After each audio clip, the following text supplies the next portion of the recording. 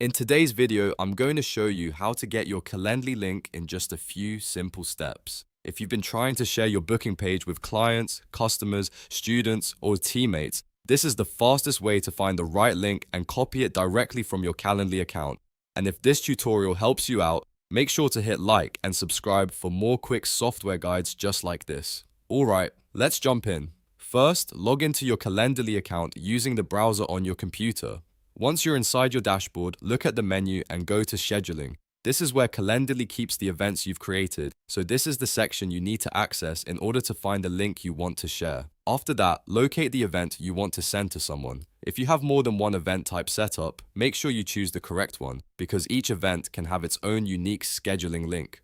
For example, you may have a one-on-one meeting link, a consultation link, or a group event link, and each one may be used for a different purpose.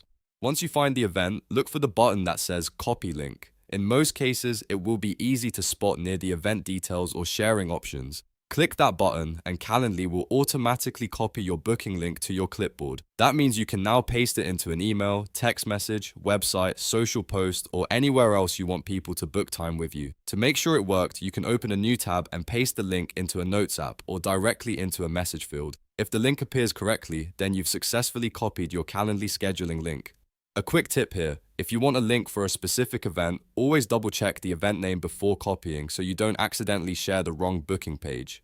And if you ever need to update your link later, just come back to Calendly, open the same event and copy it again. That's really all there is to it. You log in, go to Scheduling, find the event you want and click Copy Link. It's fast, simple and takes only a few seconds once you know where to look. If this video helped you, please give it a like, subscribe for more tutorials, and turn on notifications so you don't miss the next one. Thanks for watching, and I'll see you in the next video.